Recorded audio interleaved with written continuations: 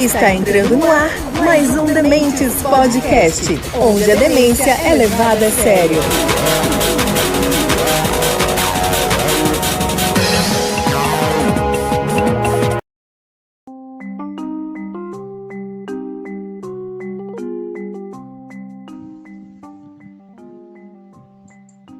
Fala galera, tudo bom com vocês? Está começando mais um Demente Podcast, onde a demência é levada a sério e o Denão nem tanto. Tô aqui hoje com o Alexandre, tudo bom, Alexandre? Salve, Demente! Com o Velk, tudo bom, Velk? Fala, mano, beleza? Beleza. Galera, esse episódio vai ficar disponível no Spotify, no Google Podcast, no Anchor, no Deezer, no Amazon Music e no YouTube. Falando em YouTube, se inscrevam na nossa página, por favor, no nosso canal, melhor falando. Se inscrevam lá, curtam os vídeos para a gente ter relevância, que em breve a gente vai gravar um episódio em vídeo, tá certo? E aí, quem sabe, futuramente vai ser ao vivo, tá? E hoje, como sempre, no domingo a gente fala sobre os acontecimentos da semana. E pro meio da semana, eu não vou falar mais que é quarta-feira, porque semana passada eu falei que era quarta e a gente soltou na quinta. Mas agora vai ser mais ou menos assim, domingo e quinta, para poder dar um tempo de respiro para cada episódio, tá?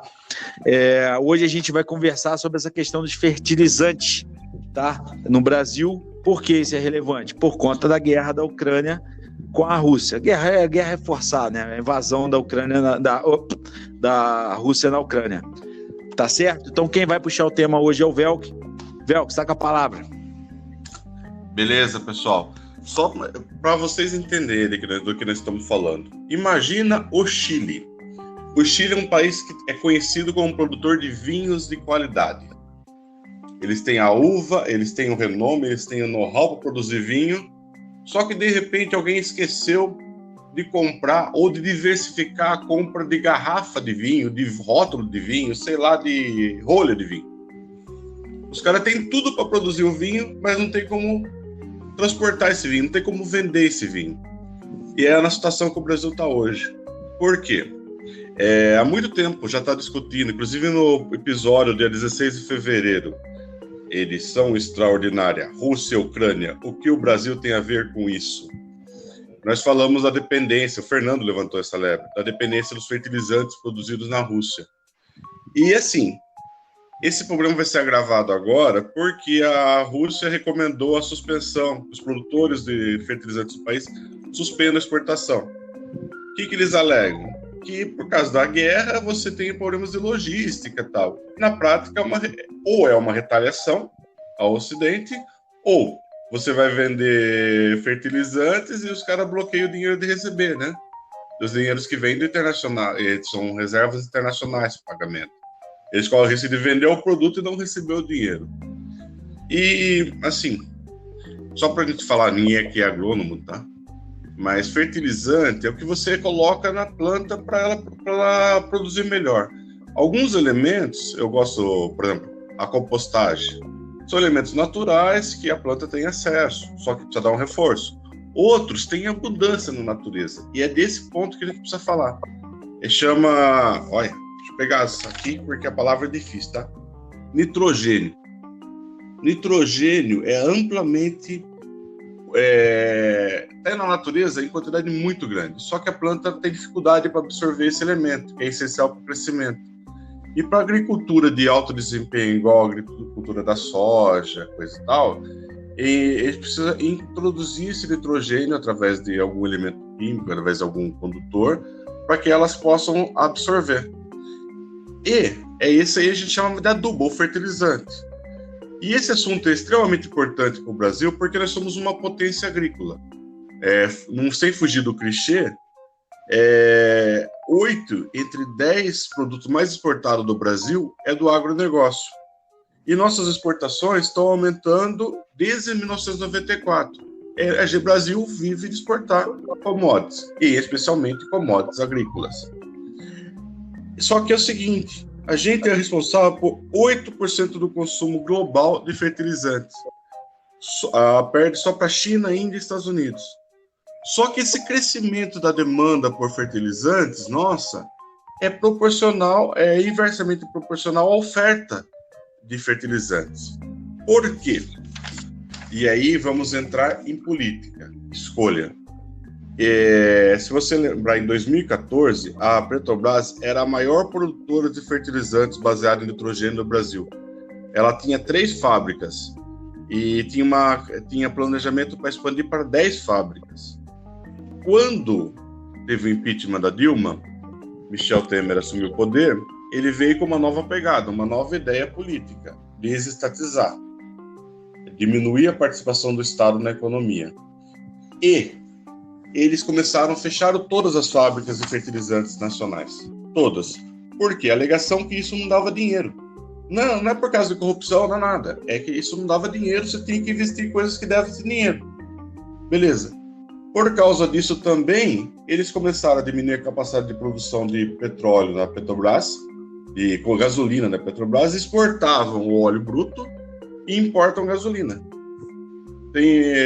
Também por causa disso, a Conab parou de acumular mantimentos. As nossas reservas da Conab, que é o órgão regulador da agricultura, estão nos menores desde 1994, salvo engano. Foi uma escolha política que ele fez, e fazia sentido, porque o dólar tinha uma tendência de queda, que se não se confirmou, e deixou isso vulnerável. Agora, só para você ter uma ideia, voltando à questão do petróleo, o Brasil produz 3 milhões de barris de petróleo por dia e importa 170 mil barris de gasolina. Ou seja, a conta não fecha, né? É mais barato, a ideia era mais barato você comprar a gasolina já produzida do que refinar aqui em território nacional. Ou seja, nós nos tornamos dependentes do mercado internacional. E agora, em relação ao fertilizante, o governo federal vai correr atrás do prejuízo.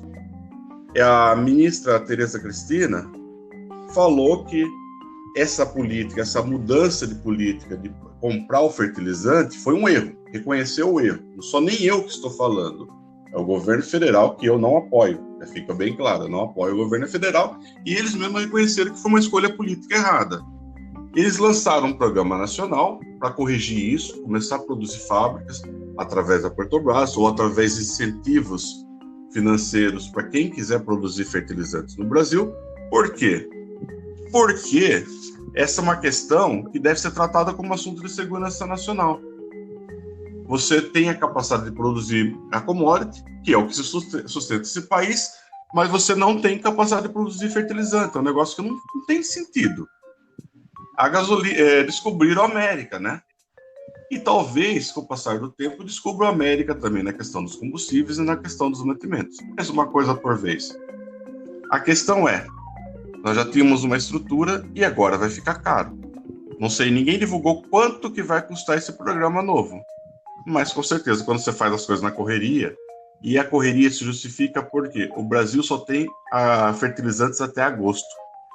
Se os embargos da Rússia não acabarem, a próxima safra está comprometida. E imagine o impacto disso na economia brasileira. Então, vai ficar caro, isso é certeza. E quem vai pagar a conta é você, eu, Bruno, o Alexandre, com o nosso rico dinheirinho, que é recolhido através de impostos. A ideia principal que eu queria falar para vocês era essa. Vamos desenvolver agora, pessoal. Então deixa eu falar rapidinho, que é o seguinte, o governo assumiu o erro, mas não era esse governo que fez as decisões erradas, foi outro governo, né? Então, e esse lance que você falou aí da segurança nacional, eu ia perguntar exatamente isso, porque é o seguinte, a gente tem bastante insumo para cobrir a nossa demanda, só que é o seguinte, está em terra indígena, que o STF falou que tem índio e não pode usar a terra do índio. E aí que entra essa... Será que vale uma lei de segurança nacional? Parece que só uma coisa. Esses dias, até inclusive isso aí que o Alexandre falou, eu vi esses dias não vou lembrar o nome do cara, ele estava falando sobre isso, ele falou assim, sobre essa questão de explorar as terras indígenas, ele falou, tem muito nutriente, vou colocar como nutriente, tá? Desculpa se eu estou falando errado, que não tem na terra lá, então não vai adiantar fazer isso.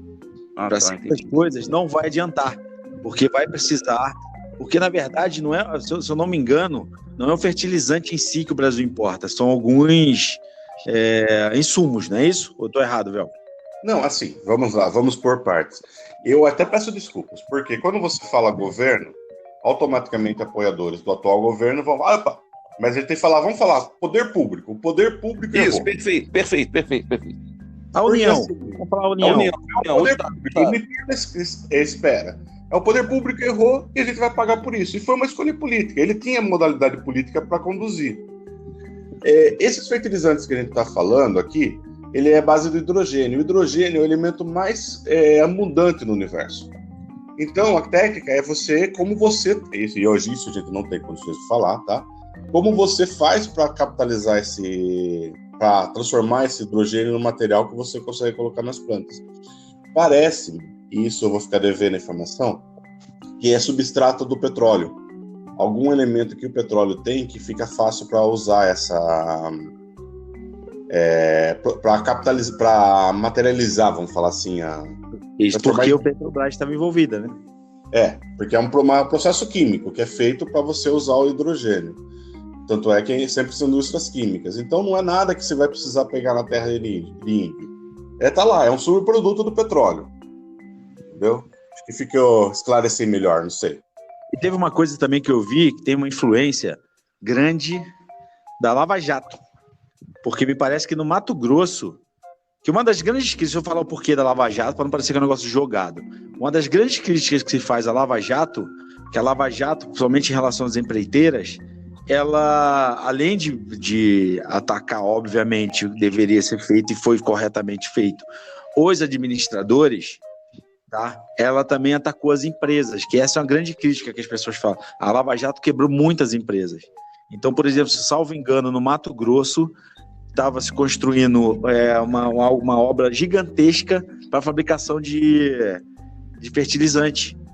Só que era uma dessas construtoras que quebrou por conta da Lava Jato. E a obra está lá parada. Então, assim, agora eu vou comparar o incomparável, tá? Pelo amor de Deus, não estou passando pano, não estou tentando justificar e tal.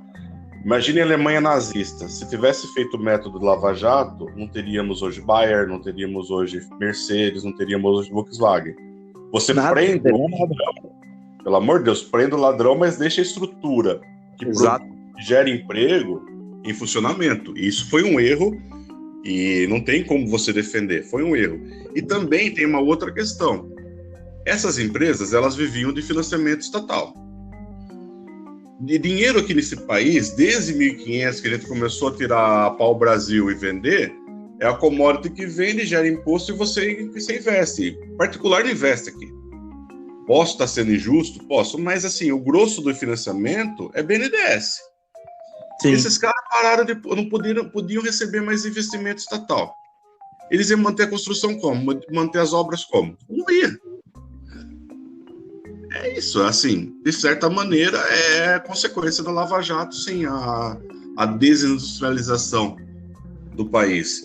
E, como voltamos, né? Poderia ter prendido todo mundo e deveria ter prendido mais gente, porque parou.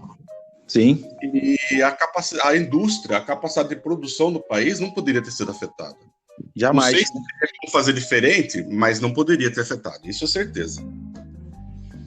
Outra coisa também, porque teve um embargo lá por causa da guerra da Rússia, o ministro da Relação Exterior do Brasil falou que a Rússia não proibiu venda de insumo para o Brasil, proibiu para a União Europeia.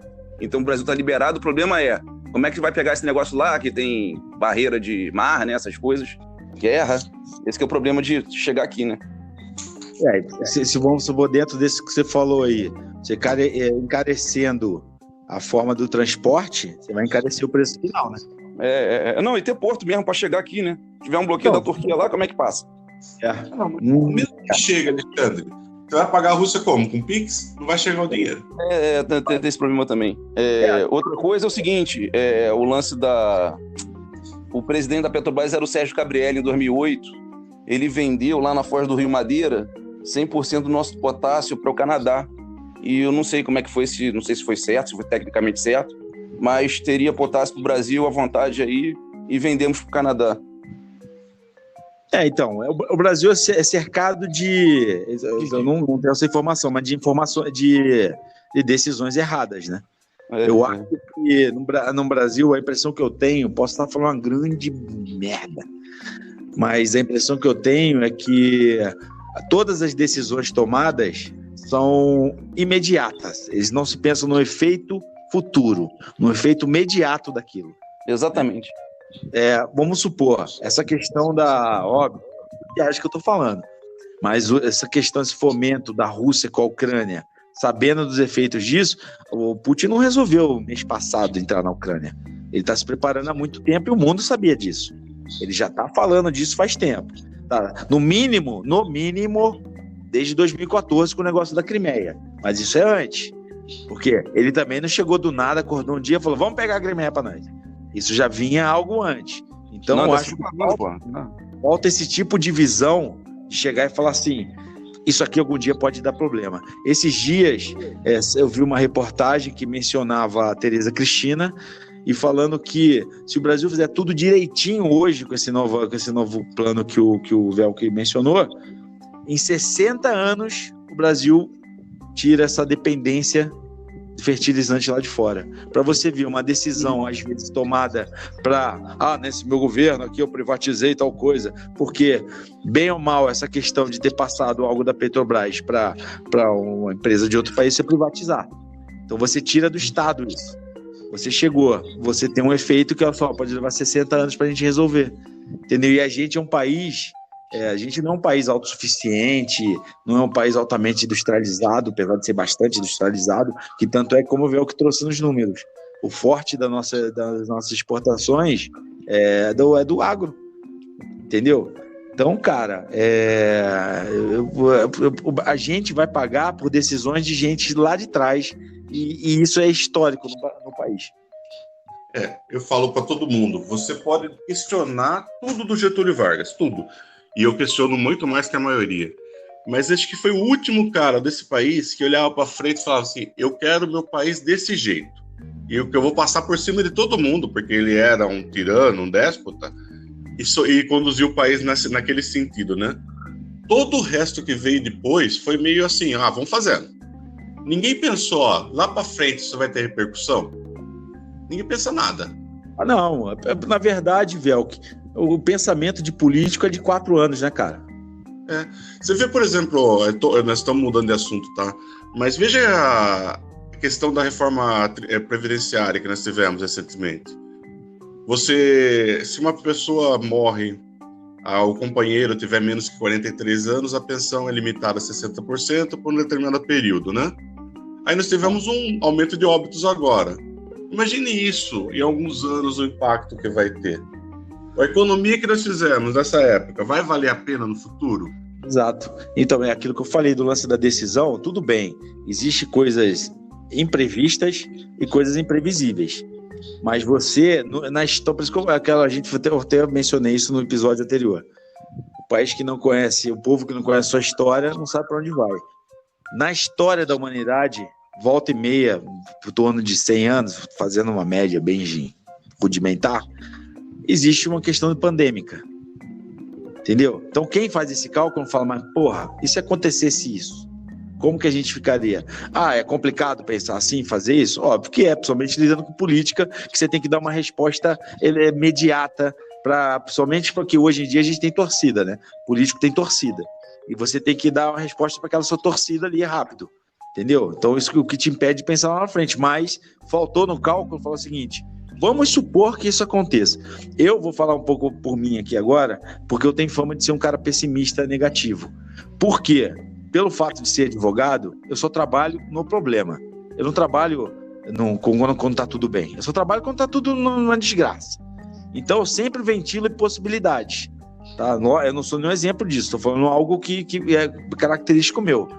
Então, por exemplo, já teve um amigo meu que abriu uma academia, mas ele que queria fazer várias coisas, falei, mas se acontecer isso, e se acontecer aquilo outro. Não que eu estava torcendo contra, mas falando, o que você vai fazer se isso acontecer? Pode acontecer isso, o que você vai fazer?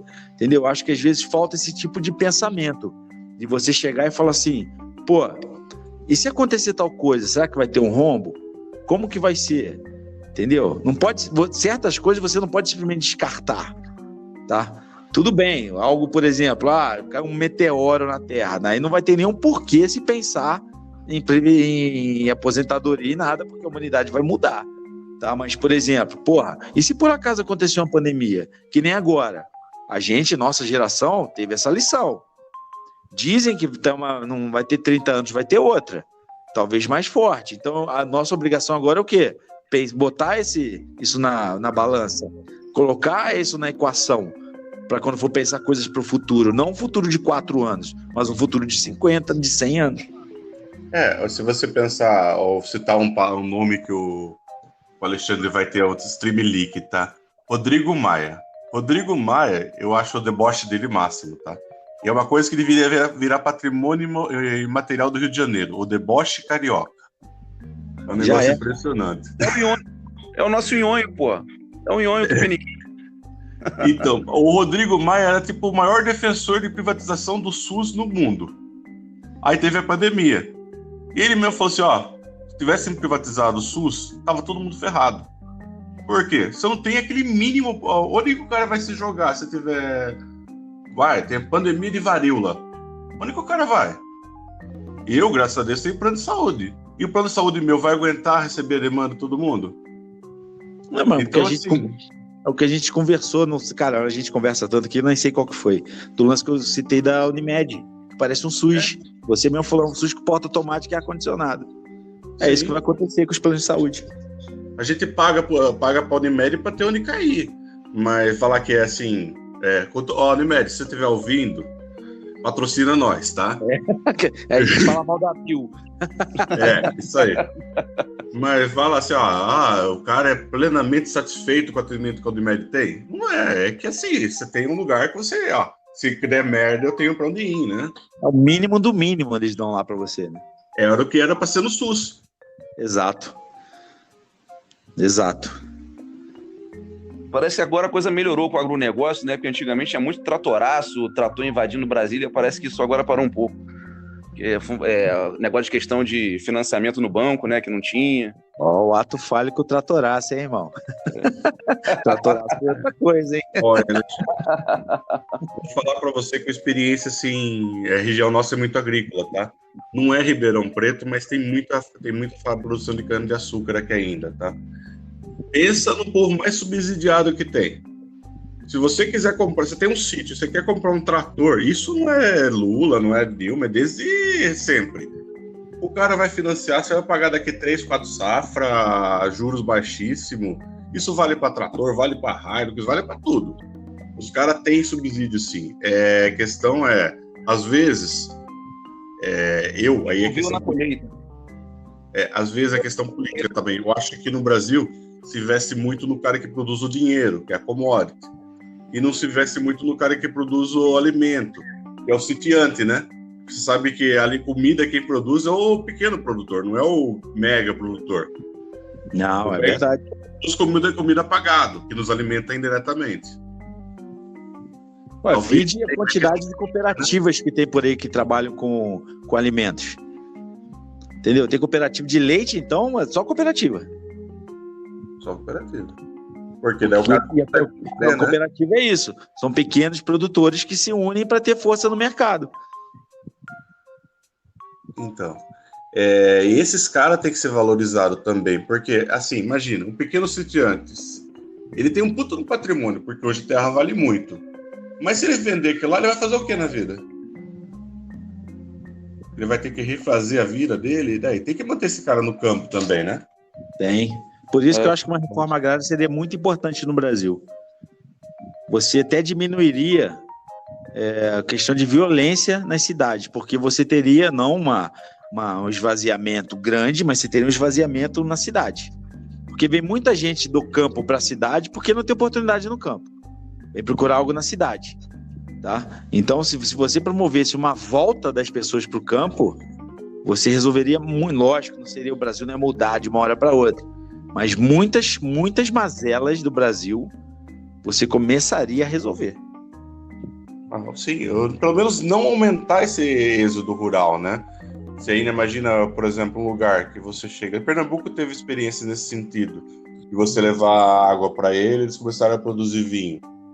Mas você conseguir manter esse pequeno proprietário na terra, é ótimo. Você pegar uma terra que é improdutiva, e eu tô falando assim, vamos falar reforma agrária, provavelmente o Alexandre vai lembrar MST no Boulos, que dá da Paniquim. Vamos esquecer... Boulos é do MST, né? Você já comeu alguma fruta plantada pelo MST? Já. Não, verdade, juro pra você. Eu tenho uma cooperativa aqui americana de produtores de alimentos orgânicos, que é um assentamento do Sem Terra que produz uma cesta.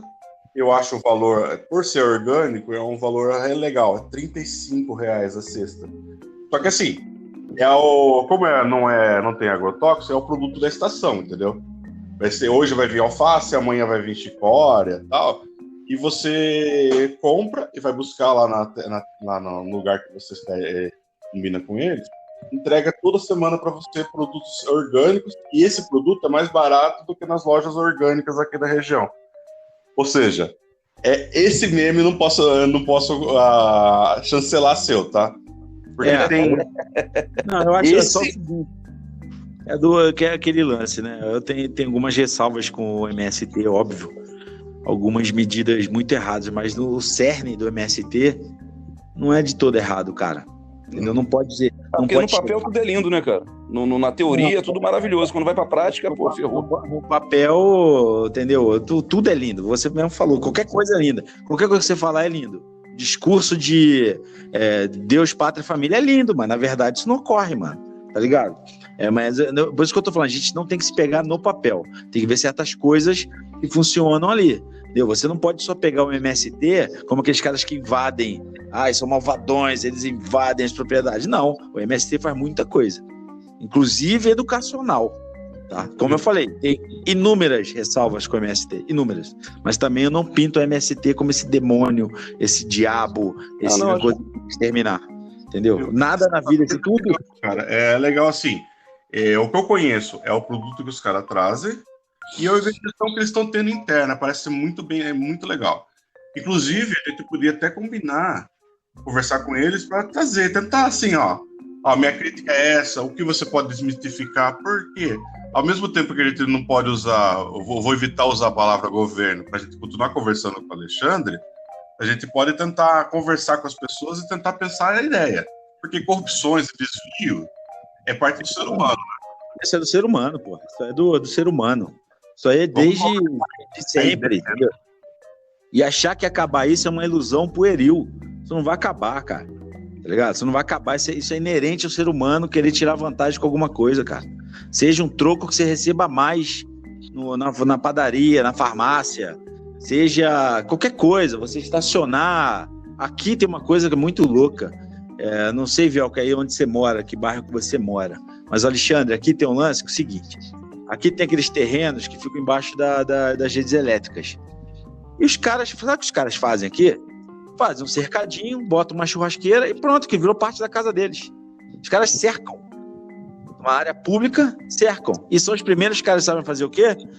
A querer combater a corrupção. Isso, no meu ponto de vista, você está pegando um bem público, tratando como privado. Isso é o quê? Roubo. Você tá entendendo a hipocrisia que eu faço na parada? É do brasileiro fazer isso. Só que faz isso e acha... É do brasileiro, é do ser humano. O brasileiro faz mais que os outros. Mas e acha que não é errado. Entendeu? Eu tenho um camarada que vende gato net. E ele acha que aquilo não é crime. Eu já li o artigo pra ele. Falei, mano, é crime. Mas eu acho que no caso do gato net é o seguinte, falando da própria net, né, da Sky, se você for pegar todo o Premiere, todos os filmes, vai dar conta lá de, sei lá, R$500. Não, eu também acho que é um grito de rebeldia. Eu acho que é o gato invertido, cara. A conta de luz vem R$800, cara. Eu acho que a própria empresa de luz tá me roubando, pô. R$800, R$1.200, se ligar o ar-condicionado. Ô, louco, quantos ar-condicionados tem na sua casa, cara? Não, tem casa que paga isso aí. Não, aqui em casa já chegou a 700. Ô, louco, mano. Quando a bandeira vermelha lá e não sei o que, veio uma pancada. Normalmente é R$300, 400. E o interessante é como a conversa começa e como termina aqui nesse grupo, né? Eu ia falar, mas aí é bate-papo, né, cara? Isso aí não é. Não é? Tem nenhum especialista aqui. Não, mas é interessante. Eu acho que que a gente vai sofrer muito com isso. Tem a questão do trigo também, né? Que o Brasil importa trigo de lá também, não é isso? Opa. O Brasil é bom para trigo, é bom para soja, para outros milho, mas trigo não. Então, mas não. Vamos pensar em país, né? Aquela história de que no Brasil tudo que se planta dá, que é do Pero Vaz de Caminha, aquilo ali é lenda, aquilo ali é historinha da carochinha, não é bem assim não. Não. É o seguinte, pelo que eu sei, acho que 25% do mercado mundial de trigo vem da Ucrânia e da Rússia. E o Brasil, eu não sei se o Brasil importa trigo ou se esse efeito vai... Vamos supor, essa questão dessa guerra vai interferir no pão francês aqui, cara. Não, a Argentina é boa de trigo. A Argentina é boa de trigo e de feijão. Sim. Mas a Argentina é o tamanho de São Januário, né, cara? Ela não vai lá é mais propício a dar, né? Não, mas parece assim, ó. E mesmo que parece que o nosso trigo é tudo vindo da Argentina, mas se você mexe no mercado global, você vai mexer no preço de tudo, né? Lógico. Vamos supor, Ucrânia e Rússia não vão parar de exportar por conta da questão. Quem exporta vai subir o preço, velho. Opa, tem a demanda aqui, ó. Trigo, ela vai comprar trigo de todo mundo. Ela vai garantir o mercado dela. E quem vende vai jogar lá pra cima, irmão. Sim, é natural, é normal isso aí. A questão também a gente tá divagando, mas assim, onde foi que o cara que teve a brilhante ideia? Nós somos um país que produz mandioca, produz milho, produz tudo. E achar que a alimentação brasileira tem que ser num pão francês, que é feito de trigo. Como que pode? Esse tipo de coisa que eu admiro. Quando que alguém achou que isso era uma boa ideia? Produzir pão com trigo no Brasil, que produz muito pouco trigo. É muito louco. E aí eu teria que ver a história disso aí para poder emitir alguma opinião. Não, mas pensa assim, o México é um país que é focado no milho. Você pode ver, a culinária mexicana, a base é o milho, que é o produto nacional. É o produto, eles têm orgulho de produzir milho. Até a famosa cerveja deles é milho puro. Cerveja de milho é uma merda. E a gente produz, em vez de produzir pão de milho, pão de mandioca, a gente gosta de pão de trigo. É um negócio assim, é cultural, talvez a influência dos italianos, né? Nossa imigração italiana e tal, né? Mas pensando em quanto país, é um negócio muito absurdo, muito louco. Mas a influência tem que ser dos franceses, é pão francês, né? Mas... Ô, Bruno. Porque o padeiro era francês, porque não tem nada. É pão do francês, que não tem nada a ver. Velho. Faltou aula de sarcasmo, né, Velho? Ô, Bruno. Essa coisa carioquíssima. Ô, Bruno, você falou mal do pão de milho, tudo bem. Agora, você não tá falando mal de Jack Daniels na minha frente, não, né? Aquele uísque de milho brabo. Bom pra caramba. Não. Eu falei mal da cerveja de milho. De trigo, cara. Tá.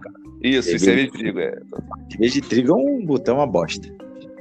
Mas assim, em relação ao Jack Daniels, nem sabia que era de trigo, de milho, tá? De milho. Mas se era bom pro Leme, Jack and Coke, é bom pra todo mundo, né? É bom pra todo mundo. Aquilo lá, mano, é vida.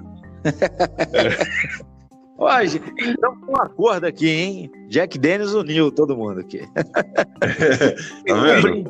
Vocês uísque significa água da vida. Significado da uísque. Dependendo de quanto você tomar, você acaba com sua vida também.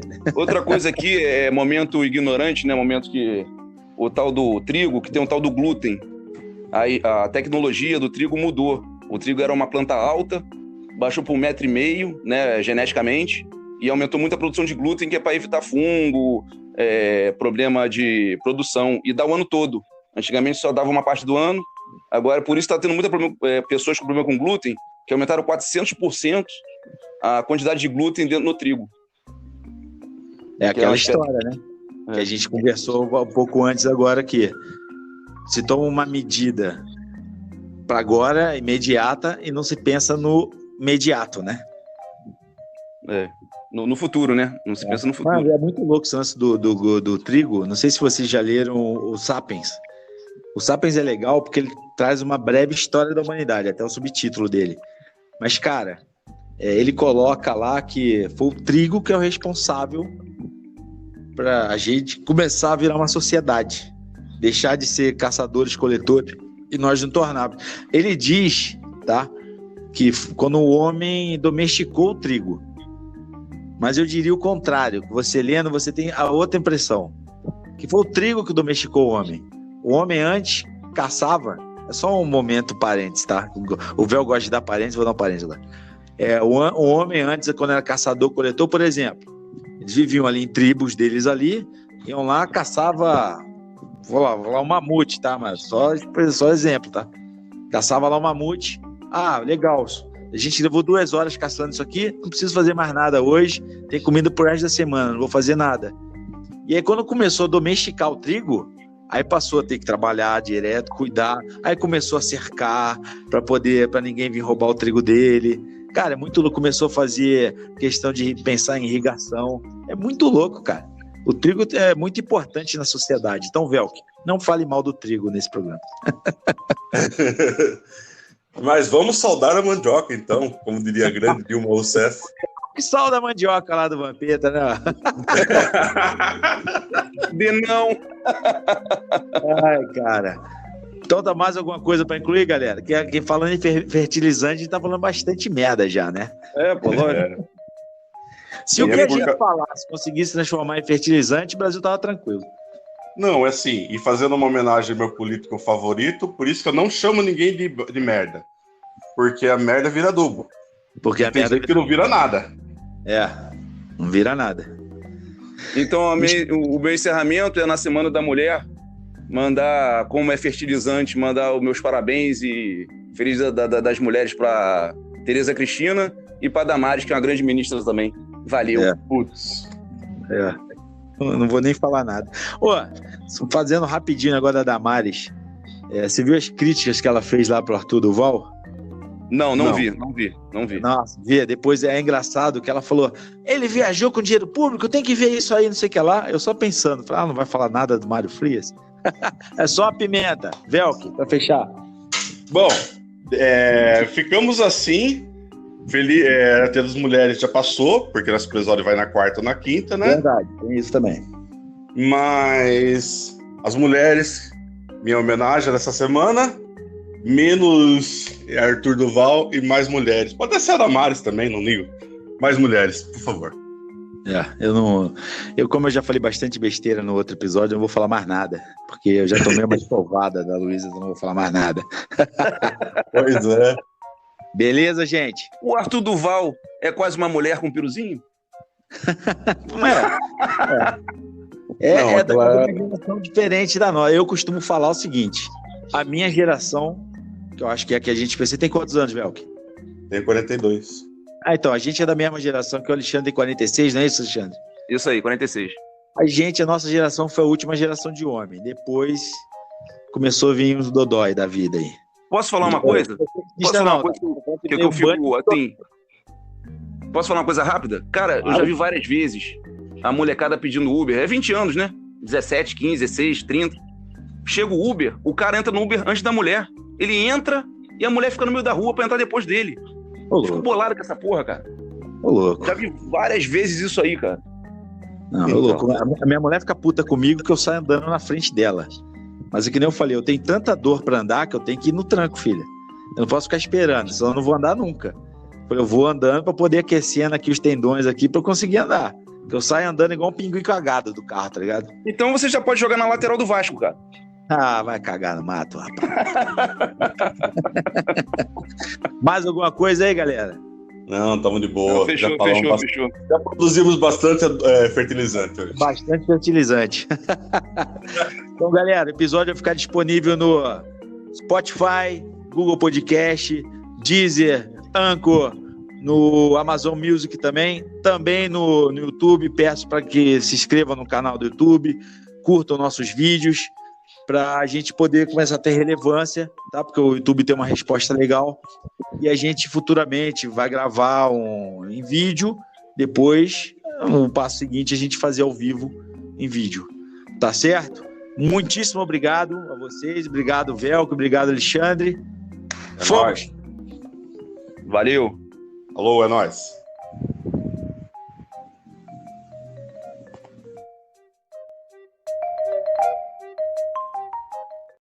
Dementes Podcast, onde a demência é levada a sério.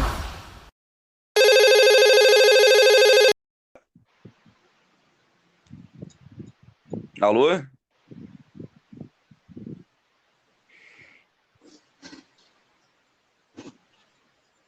Dementes Podcast, onde a demência é levada a sério.